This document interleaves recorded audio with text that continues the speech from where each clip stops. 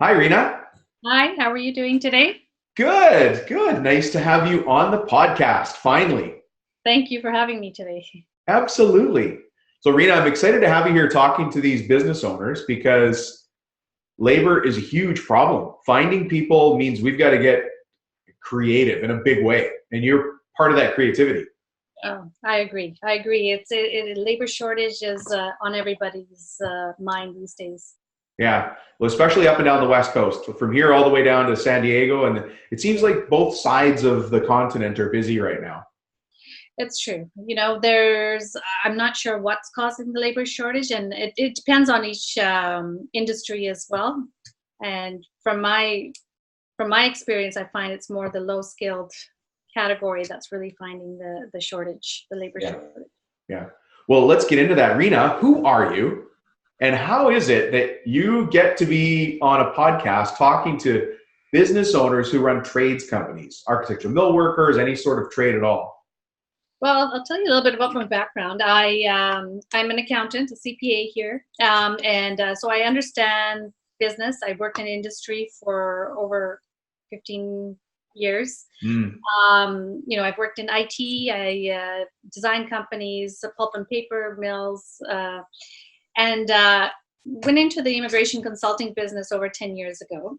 Got my license, and then I was appointed to the Immigration Refugee Board by the Prime Minister in 2009 Oh, wow. as an immigration judge, basically making refugee determination. Did that for 10 years. And That now must have been, hold on a second. Was that not the coolest? I mean, I can't say the coolest job. I guess that's the wrong way to say it, but you changed lives. I have. Yes, and Yeah. it's been very fascinating. I've learned so much about people, cultures, religions, countries. It's been amazing. It was an And I have to ask because everybody's going to want to know. Have you seen people get in front of you and just flat out lie and do such a bad job of it that you just packed them out, sent them away? We've seen all kinds. I guess you're a judge, so you're not allowed to say. That's right. No, everybody is given a fair hearing, and my decision was always based on the merits of, each claim has its own merits. So, but it was quite fascinating, and it was also very rewarding because I was helping families, make a new life for themselves. Yeah, that And is so cool. yeah, and so coming back into immigration consulting, and in the 10 years, nothing's changed. Labor shortage has always been on everybody's minds, and it's ongoing, and it's not getting better. Uh, So decided. So I'm doing a lot of the immigration work, not just in on this side. I do a lot of other immigration work as well, spousal sponsorships, PR applications, caregivers. So all across the board. all sorts of stuff. Well, the reason, we should talk a little bit about how you and I met because we met through my work for a client, right? That's right. And what's that?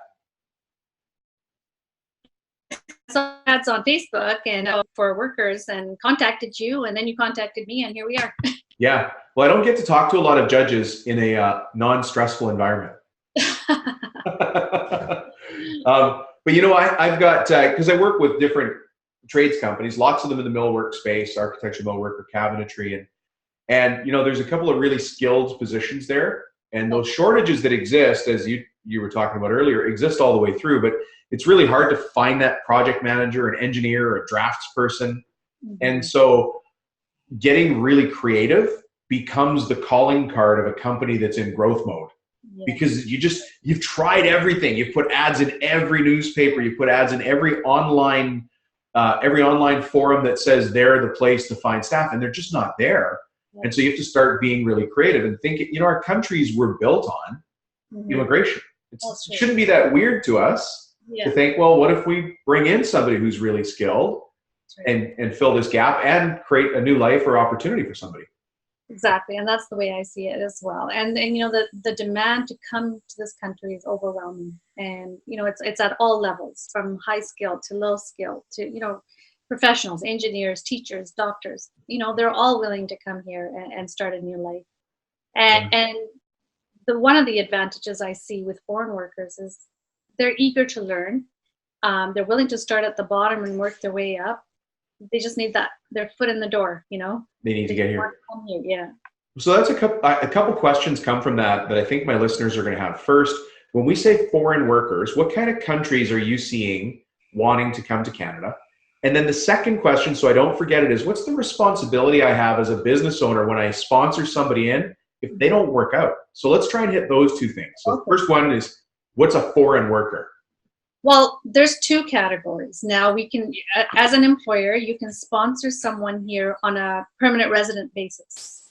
So basically, there's several categories. We have the express entry category where people need that job offer just to get the points to apply for permanent residence for themselves and their family. And as an employer, so for example, you want some professional engineer to come here, work for your company, you would you'd have to first show that you've made efforts here in Canada to apply, to try to find people here or within the country.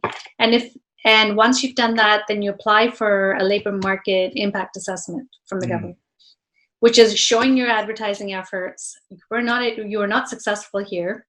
And so then that's where it comes into two categories. There's the temporary foreign worker, and then there's the permanent resident that you're sponsoring here. So you can do either stream, depending on the title of the job. So when you're doing permanent residence, it's more high skilled, more professionals that, and that includes people like, professional cooks, etc. It's not just a lawyer, engineer, doctor. It has, and I can't list all of them because it's a very big list. So many, yeah.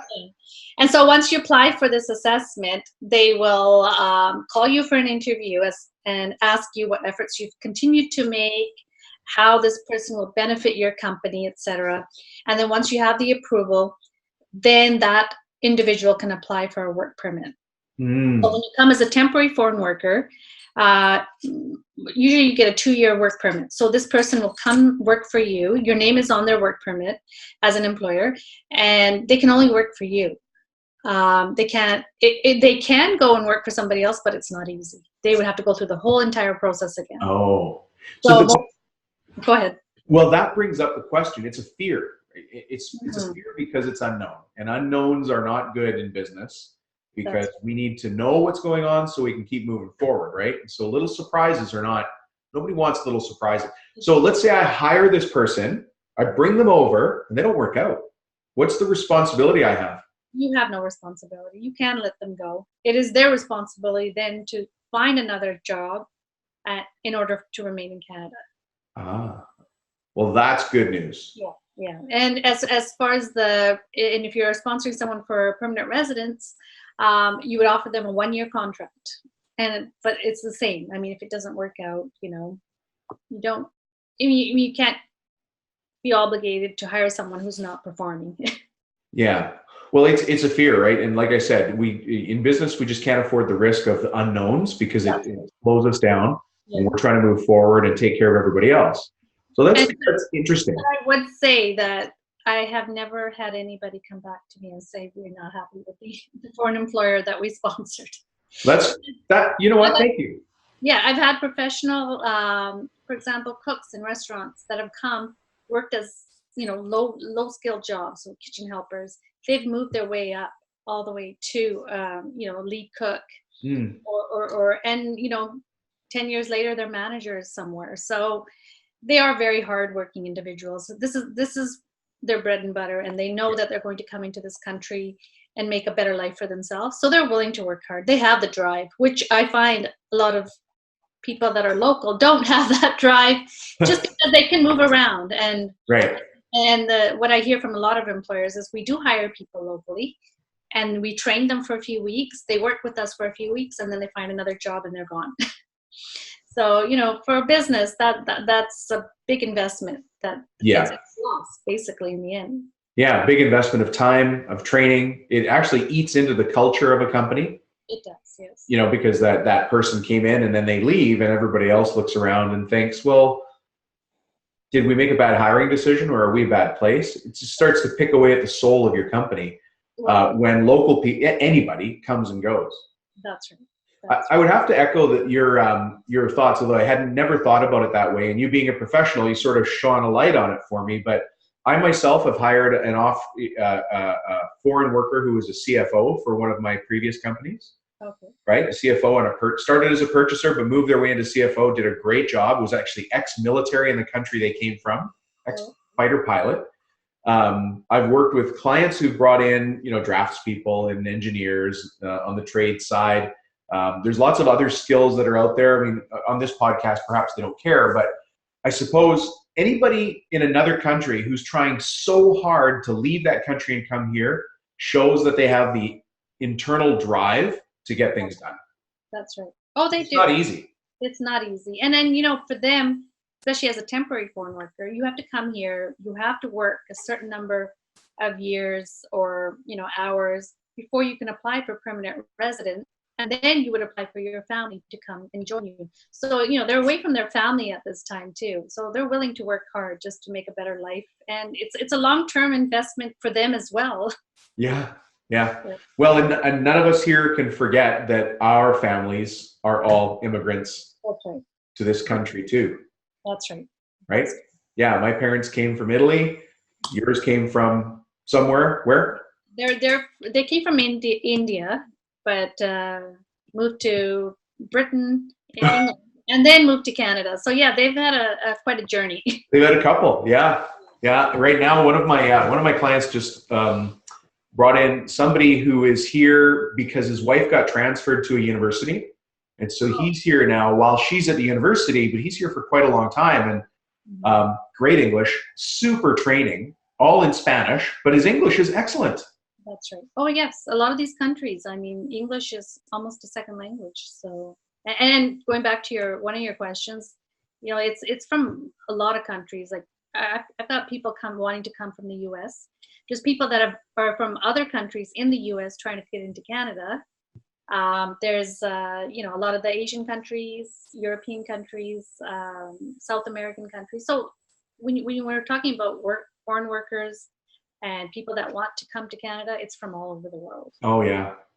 I have a client in Central America who just brought in a foreman from South Africa who was living in, I want to say Dubai. Yeah. But apparently the living conditions there are horrendous. And it's we have a lot of caregivers in Hong Kong and Dubai, and there's a lot of there's a demand for long haul drivers here in Canada. Long haul drivers. Yes, and a lot of them are in Dubai working there. Oh, really? And it's I received 2 emails last week from 2 drivers in Dubai who want to come to Canada. So all those workers in Dubai actually want to come to Canada because they have no future there. So, well, it's funny you say that. I thought you were going to say Serbia because a friend of mine here has built an entire long haul business on Serbian drivers that he brings in. Yeah, and that's something that the government's recognized, and they are on one of the demand lists. So, bringing them here. I've got trucking companies in Calgary, Alberta, that are desperate for long haul drivers. Yeah. And the only thing that's a little bit delayed is the labor market impact assessment, which is called an LMIA. There is a processing delay, so that's taking a little bit longer than anticipated in the past. So once they have that, then it doesn't take too long for the workers to come here. I could only imagine the change in scenery for somebody coming from Dubai where it's flat and super hot and doing long haul, and then going to Calgary where it's flat and frozen and doing long haul. That's been their dream. The reason they were going to Dubai is because it's easier to get a working visa there. Oh, really? Okay. So that shows that it looks good on your travel history as well. And then from there, they can apply to other countries as well. So you and I are talking from a Canadian perspective right now. For those of us listening, we've got listeners all over the world, a big chunk in Canada, big chunk in the States, and other countries throughout the world. English speaking, that's our default, I guess. As long as they can speak English, they can listen to the podcast. But how does if somebody listening to this says, okay, I had never considered foreign workers, let's take the Canadian perspective now. Leave to me, I'll go get a US expert and an other country's expert later as other guests. But Rena, from your perspective, how does an employer go about solving their labor problem with a foreign worker? I think you mentioned already that I've got to run an ad and show that it didn't bring me anything. What are the other steps? Well, that's the main step is the ads. And the ads, so there's a 30-day window where you have to show that you've actively advertised for 30 days. 2 can be any, Facebook, Craigslist, newspaper ads, etc., postings. And then 1 has to be on the job bank. We have a website. It's a government website where you can advertise, available positions. And that is based on, we have a national occupation code. It's called a NOC code. So each job position in Canada, for example, if you have a cook, there's a NOC code for that. If you need a carpenter or a plumber, there's a NOC code for that. So you have to use that NOC code. And then you have to advertise on Job Bank for 30 days minimum. Once you've passed that 30 days for all your advertising, then the next step is to complete the application, the labor market, the LMIA application. Right. This is where I come in, where I actually help employers go through the whole process. So I help them complete. I help them with the advertising. As a consultant, I also help them with the LMIA application. Once that's gone through, it's a waiting period, and then they get the phone interview, asking them what efforts they've continued to make. And who gets the phone interview? The employer? The employer from the government. From the government, okay. Based on their LMIA application. And after the interview, that's when they make a decision of whether they're going to approve the application or not. But there is one thing that I know a lot of employers don't like, is there is $1,000 fee for the application. Okay. And so a lot of somebody. Yeah, well, and it goes to the government. It's a processing fee. A lot of employers, that's their point. That's at that point they're like, oh no, we don't want to invest $1,000, but they don't understand that the long-term benefits of that $1,000 is an employee that they'll have for 2 years, and you have an employee for 2 years who's flexible in their hours, willing to work. That $1,000 is actually a savings. Yeah. Well, think about what we pay recruiters.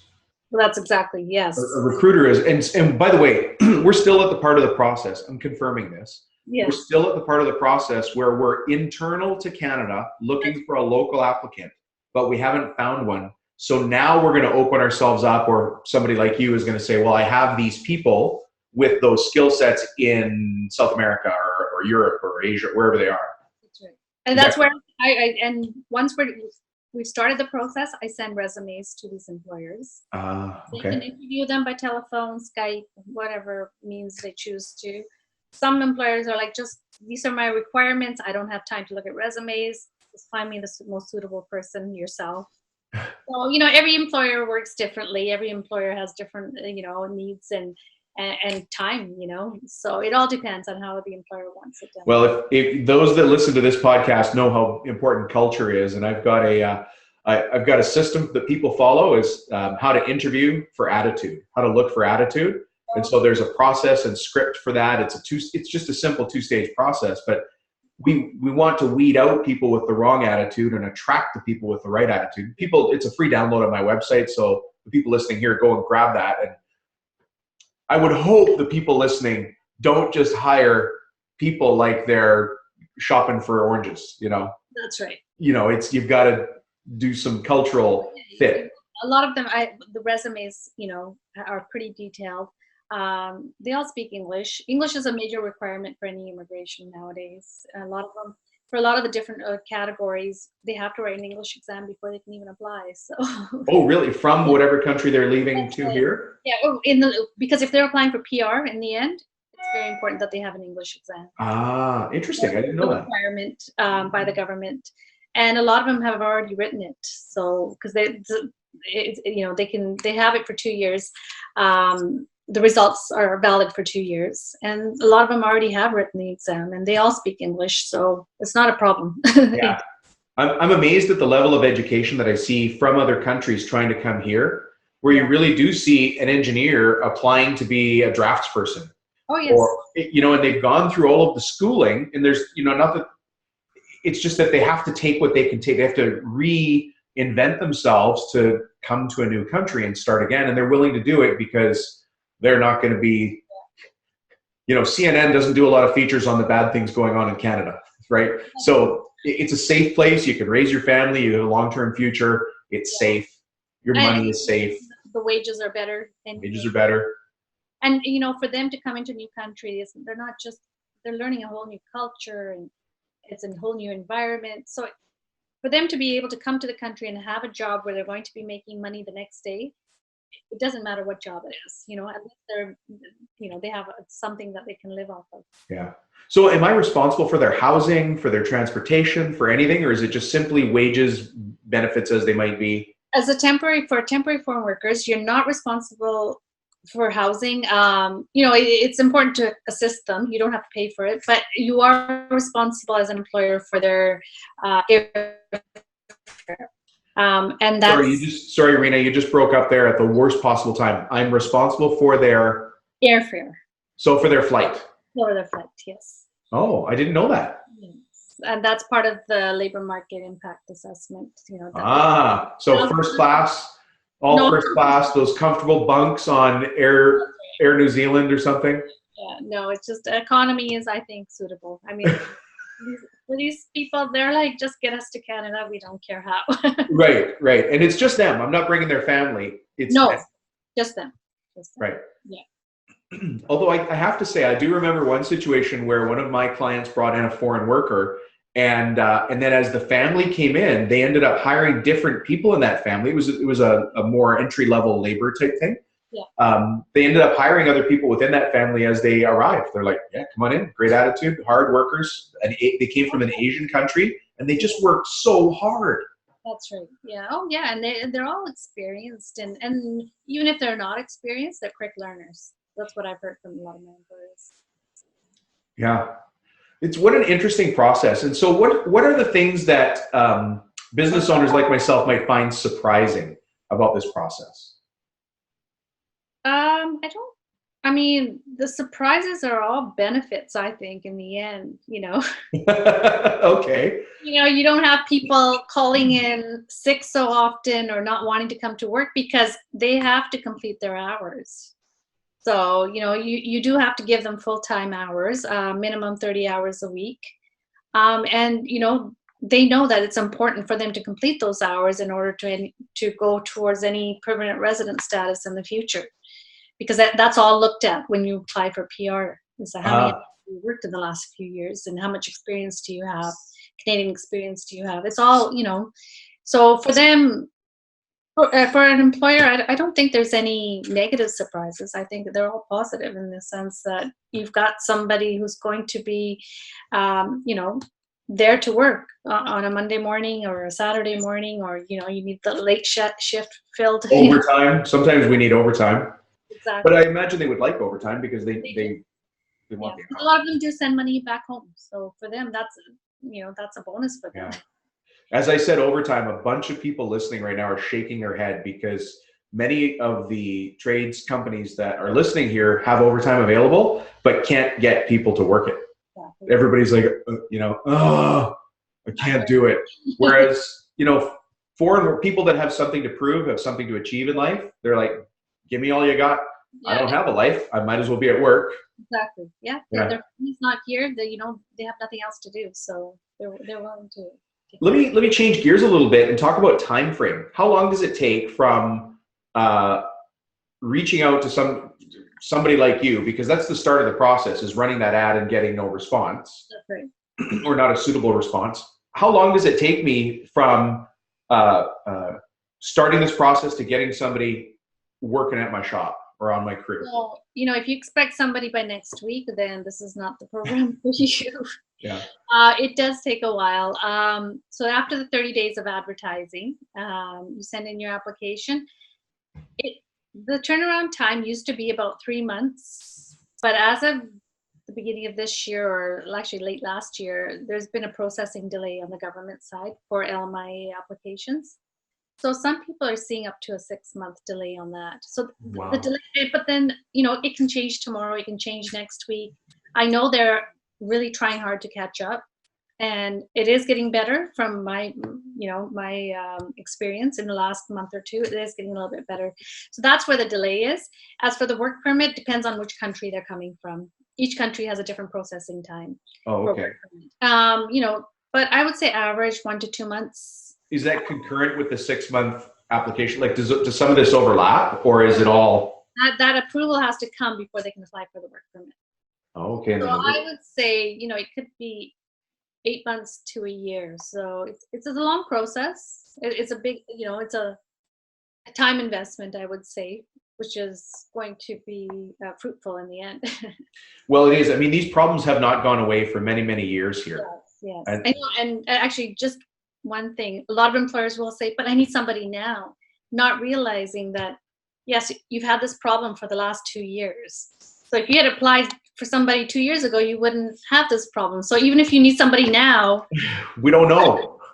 start the process, because by next year you'll have somebody, and won't have to Yeah. worry about the problem. So sometimes we don't know. Very few companies. There's something in this industry that we call the wave, and it's in any trades industry. It's this wave of work. If you're looking at a graph that says we know we have work for the next 3 weeks, the next 6 weeks. Some companies have it for the next 3 years. They know that they're going to be at capacity or some level of capacity for until 4 years out. Those are much more, larger and established companies. Other ones have 3 weeks worth of work. So for those companies, it's difficult to say what life's going to look like in 2 years. I think that's why they listen to shows like this, is to get more info. Well, you know what? I don't think there's any harm, because even if the employer, well, at that time, if you don't need somebody and they do arrive here and you find you don't need them, that person's still grateful to be in the country, and they can go and find another job somewhere, because there are labor shortages somewhere or another. Oh, there's labor shortages everywhere. Yeah, it's really bad. You can think, in a way that you're helping somebody come to the country. And, it depends. I mean, if you don't need that person before they've arrived, then you have to be honest and say, I don't need that person. Right. And they will have to start the process again. But I think that even if that person does come to the country, and, most people do still need at least 1 or 2 full-time employees. Doing something. Yeah. Yeah, doing something. So I've never seen employers say, "Oh, I don't want that person anymore," because those are the people that they really want, because they're going committed, to. They're going to show up. They want to do overtime. They want to work hard. They want to. Yeah. So and sometimes they're more specialized. They have that experience that they can find here. Usually that's the case. What an interesting perspective. I mean, and you've been a judge in this process, so you've seen it at so many levels with so many nuances, I suppose. Yes. Yeah. Yeah. Rena, we've touched on so many things today that it's kind of hard to get into the details, and everybody's situation is different. That's right. If somebody wanted to talk to you and learn more, one-on-one, how would they get in touch with you? I do have a website. My company name is Radar Immigration, so it's radarimmigration.com. But the best way to get a hold of me is through email. So it's Rena, RENA, @radarimmigration.com. Excellent. Yeah, and I was also advised, there are a lot of immigration consultants, and I know a lot of employers have come to me and saying that, it hasn't worked out with me with this consultant, or where do I find, somebody that's certified to do this? We do have a website where all the regulated immigration consultants' names are posted. It will change. I'm not sure when in the future. But if you ever need it, you just Google, immigration consultants in Canada, and you'll get a list of the registry of all consultants that are registered by the government to do any of this work. Yeah. You can contact me. I mean, you'll know, and you've been a judge in the industry, Right. so Yes. recognized already. So was it Trudeau that appointed you, or Trudeau's government, or was it? No, I was appointed 10 years ago. So. So you and Justin aren't friends? You know what? Doing this position, you are not allowed to be political. It's a government council position. So what a great answer! Even your face changed. Yeah, so I'm not political in any way. I never have been. I just, I really enjoyed helping people and working with people and for me, it's been very rewarding that I've changed people's lives. Really, yeah. You know, and families that have come here as refugees, you know, fleeing their countries, coming here for a better life for themselves and their family, and you know, I've made a difference in their lives. So that's the most important thing. Pretty cool, isn't it? It has been. It's been very fascinating, and I love the work. And you know, I'm glad I got that opportunity. I'm glad for the whatever government, you know, for giving me that opportunity to. I was just making a Justin joke. That's all. Not even a joke, just a comment. Rena, thank you so much. I really appreciate you coming on here and giving us your perspective on this, because it's an unknown. And as I said, as business owners, as you know, we just don't like unknowns. We want to, people think business owners take risks. We take very calculated risks and make decisions based on outcomes we want. Yeah. And so I would say this risk is worth taking. You know, hiring foreign workers is worth taking because it's a win-win situation on both sides, and I've never heard any complaints from anybody. Oh, great. Yeah. Well, thanks, Rena. I really appreciate having you on the podcast. Thank you. Thank you for having me today. Have a great day. Bye-bye.